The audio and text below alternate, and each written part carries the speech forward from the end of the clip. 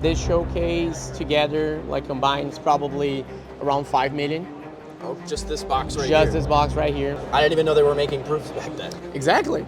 The very first milled coin ever struck in the Americas. Sure, I had never seen this design before. It's just such a pretty coin. And so how many of these would you think exist? This one? Yeah. This one. That's It's unique. it. That's it. That's it. That's it. Well, we're at the fun show right now. My name is Tomás Ribeiro. I'm a numismatist at Heritage Auctions. And yeah, I'm here to help you guys to acquire and sell rare coins through Heritage. Awesome. How did you personally get started in the coin collecting world? As a lot of us, very small child. I was 8 years old. I'm from Brazil. Okay. So my dad used to live in Rio, famous Rio City. And I found a 1980s coin in the ocean. And for an 8-year-old, that was a pirate coin. Yeah. Maybe that's why I ended up here with that kind of stuff. Really quick, started like getting some interest on that type of old coins. Started getting some from family members and whatnot, but by the age of 12, I already was buying and selling and trading coins. Sure. Yeah. What were those first coins that you started like actually trading? Being in Brazil, I started with Brazilian coins, but when I started like actually buying and selling, I got very interested in ancients. Okay. Medieval. So when I actually opened an LLC a few years ago in Brazil, my main focus was foreign coins. I was doing ancients, Greek, Persian coins, medieval, love medieval coins. So how does that translate into you now working for Heritage? So COVID, world was ending. Everyone was unsure what was going to happen. Right. By chance, I was going to do a lecture in a congress, a numismatic congress in Brazil. And then we decided to do it in like a webinar version of it since we couldn't do the actual congress. Right. And you probably heard of Cristiano Birnbach, Yeah. one of the leaders at Heritage. He's Brazilian. Been here for many, many years. He saw my lecture, started asking around, saying, hey, that kid knows about his coins. Long story short, been in Heritage 4 years. Nice. And so you sort of specialize in the shipwreck coins for Yeah, Heritage, right? yeah. I already loved that kind of stuff. That was like my personal collection before coming to Heritage. Right. I collected many things, but when I started here was the thing that I was mostly interested. They started like focusing me on Spanish colonial coins, Portuguese, obviously Brazilian. So Right. ironically enough, I had to move out of Brazil to become a Brazil coin Right. specialist. But yeah, like I saw the opportunity in the market. We didn't do a lot of shipwreck coins. We did the high-end stuff like Tocha gold bars and things like that, but not a lot of the focus on shipwreck. Right. They gave me a shot on that, started with the shipwreck and treasure showcase, and been meeting incredible people for that. Yeah. Yeah. What's your favorite thing about shipwreck coins versus like a regular American numismatic type set? I mean, it's such a grasp in history, like knowing that not only that dates from a period of like, piracy, of discovery of the gold and like silver and all the treasures in the Americas, and you are for sure that this was like in a ship, bound to Spain, or like in a pirate ship, and that spent like 300 years, was rediscovered, and now it's your hands. It's just baffles me. Yeah. Do you have a favorite shipwreck story? I do love how like the Capitana and now I forgot the other one. How they.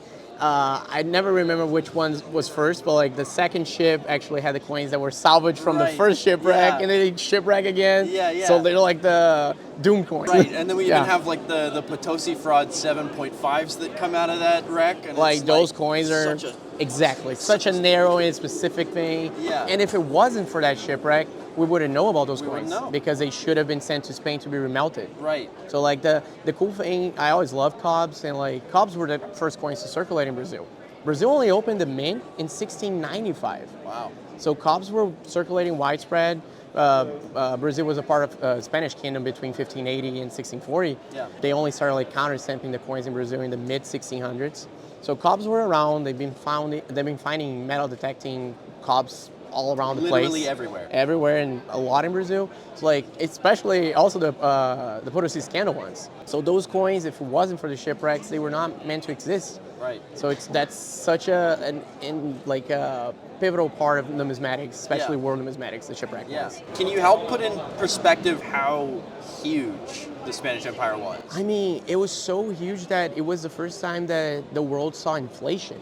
When they found the silver in Potosí, the Cerro Rico mines, it was so much money that Spain was pulling out of it that they were buying all of Europe. They were buying merchandise from France, from Great Britain, like the other countries. We always say like Spain should be the richest country in the world, Right. With all the free money that they got from the Right. Americans. But like it was so endless that they just started spending and spending, and the prices of things started going up. Right. The amount of silver that they got out of there is like insane. Yeah. It was the first globalized coin, if you think about it, really because was. the Spanish cops were made here, supposed to go to Spain and be melted down into Spanish coins, but they started like trading that with the VOC, Right. with China, with Persia, and those coins became so widespread. Yeah.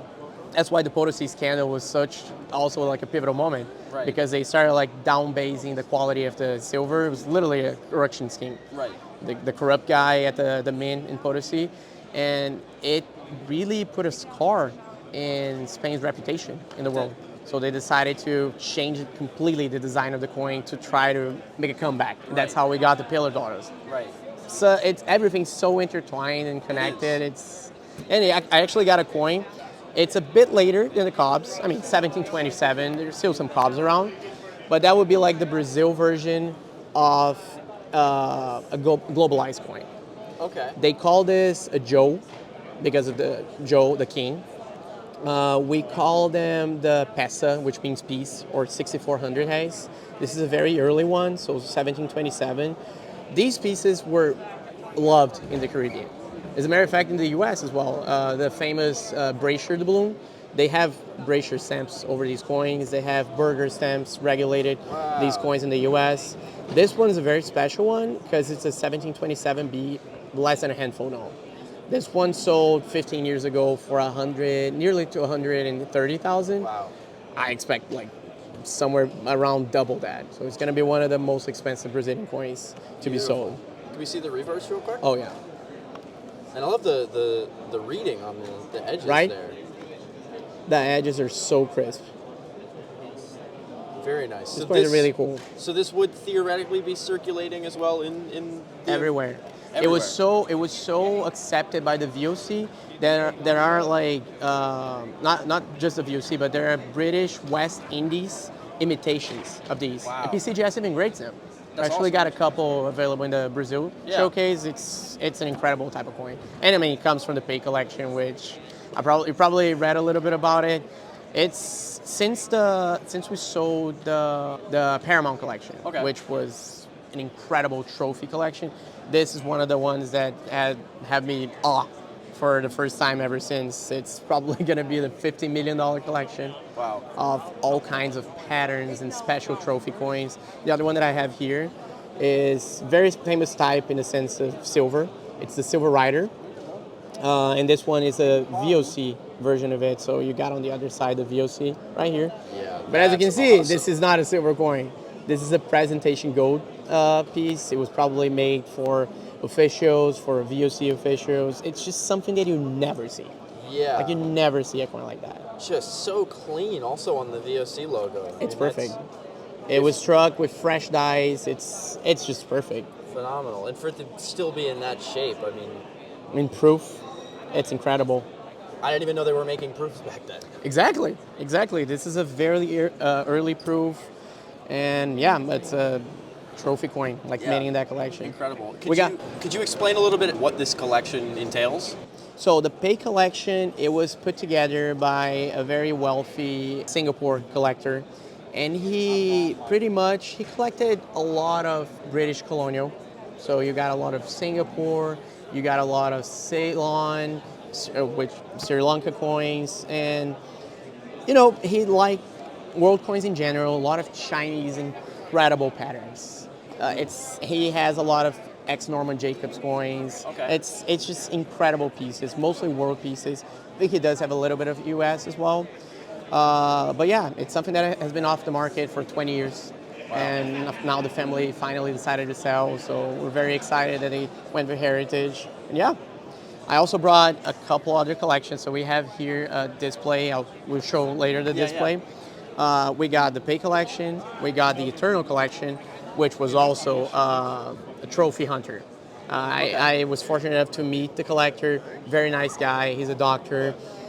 And he was just buying really rare, high-end coins when nobody cared that much about it. Sure. Sure, they were already trophy coins, but like people didn't collect Mexico coins as much when he was buying them 20, 30 years ago. Right. And these are like very significant because you got here the very first milled coin ever struck in the Americas. Wow. So this is the first time they actually brought a press to make the coins. I mean, we have the clippes that were also struck in the same year, but they were still like cut with scissors. They were Right. to some extent manual coins, but they were not hammered.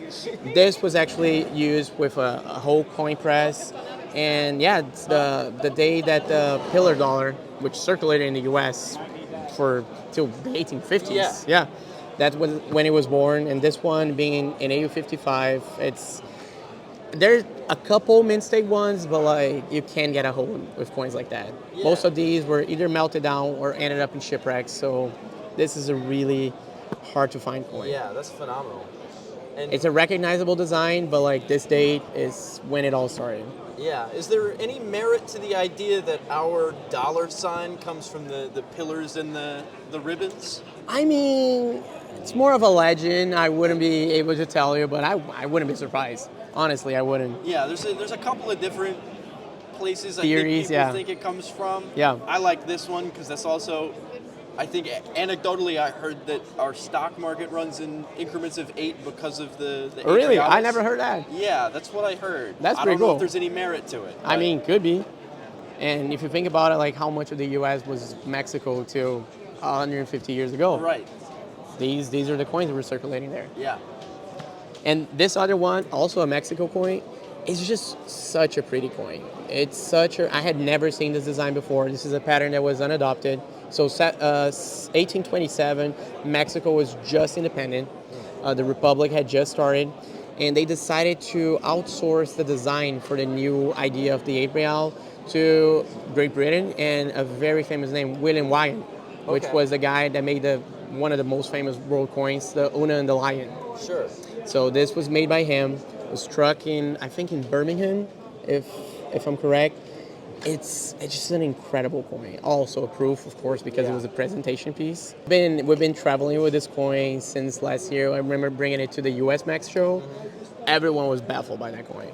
It's awesome. Such an Would this incredible be coin. one of the first instances of that eagle and the snake on the back of a coin?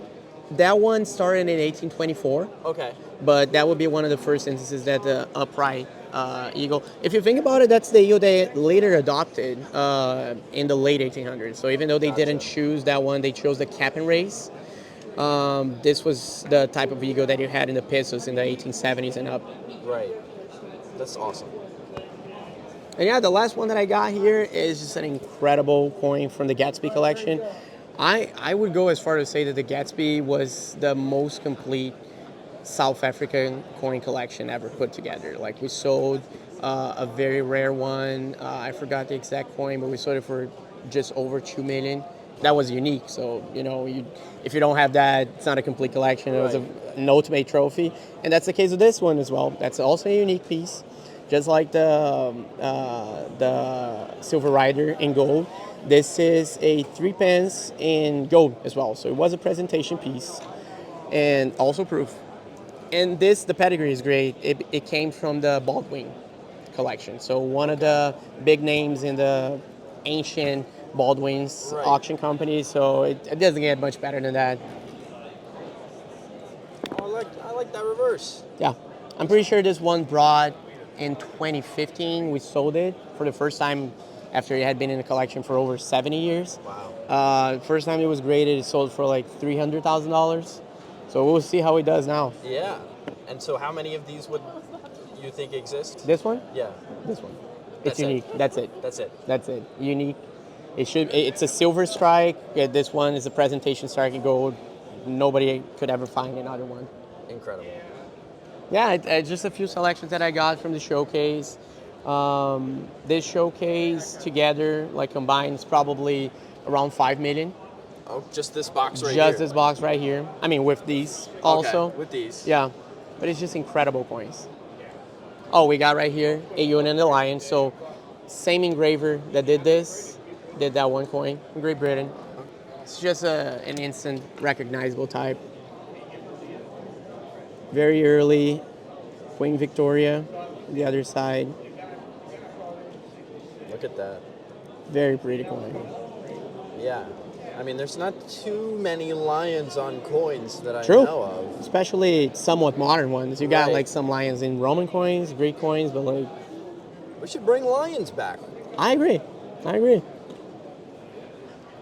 Very cool. So, your experience at this show so far, are you just kind of helping people, like explaining the coins and the exhibits and... Honestly, people that want to see these coins, generally they know what they are. Sure. I'm mostly walking around and grabbing consignments, seeing clients, seeing fellow dealers, and helping out buying and selling coins. And this is my favorite show, of course, because you got the old school people. Like yesterday, I actually got to meet Craig Boyd, who found the El Cazador. I had never met him in person. Very cool. Great guy. We got a few of his personal coins consigned, so it's like an honor to be around those people that actually made history and put their name in history like that. Yeah. I assume being in this position, being the shipwreck expert at Heritage, you get to meet some pretty I got some notable phone people. calls that, like, if it was me back in Brazil having my little coin shop, I was like, no, you don't have this. But being at Heritage is like, oh, God, they actually have this. Yeah. It's like, I got a phone call once. They're like, oh, I got a couple golden fleece items. And then gets a package with 12 golden fleece gold ingots. And I'm like, how? How? Yeah, that's Still insane. with coral and like it's. How do you have that sitting in your house for that long? They were part of the salvaging.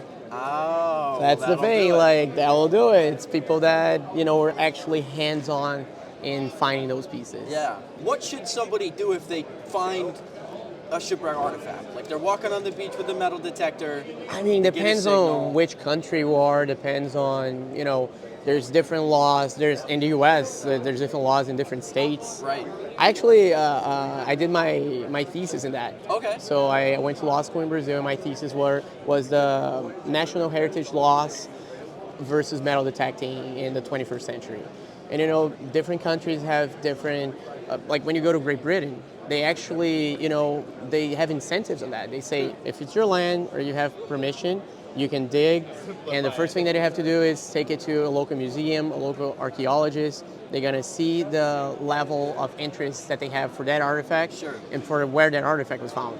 Because you can find a Visigoth coin that it's worth a few $100, but if you find it in the province of this proves that the Visigoth made it here, it becomes a national treasure. They will pay you in Great Britain 90% of the worth of the coin. Okay. So that's a very, in my opinion, very fair Yeah, this is fair. legislation. And if they're not interested, they will give you paperwork, permission to export it, to sell it, to wherever you want. Versus a few countries in Europe, versus the legislation in Brazil, like you're not allowed to do it at all. Which is a shame because you know how people are. People still do it.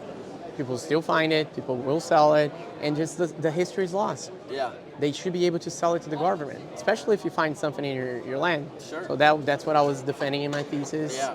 But yeah, like in the U.S., I know that if you're metal detecting in Florida, for instance, we're in Florida right now. Yeah. If you're metal detecting, you can only metal detect in the wet sand. And as far as I know, finders keepers. Okay. But if you're diving the Fleet, if you're diving the Atocha, you gotta have a permit. You gotta talk to the fishers for the Atocha because they want that in court. Right. It all depends on where you are, what state, if it's land, if it's water. Yeah. Before going around searching for things, do your homework. Right. Yeah. Right. You don't want to get caught with something you Yep. shouldn't have. Yep. Gotcha. All right. Is there anything else you want to mention or plug before we wrap things up? I don't think so. Yeah, if anybody wants to consign or needs help buying, you can find me at Heritage. My email is Thomas, so THOMAS R @ha.com. Awesome. Yeah. Thanks so much, man. Pleasure, man. That was great.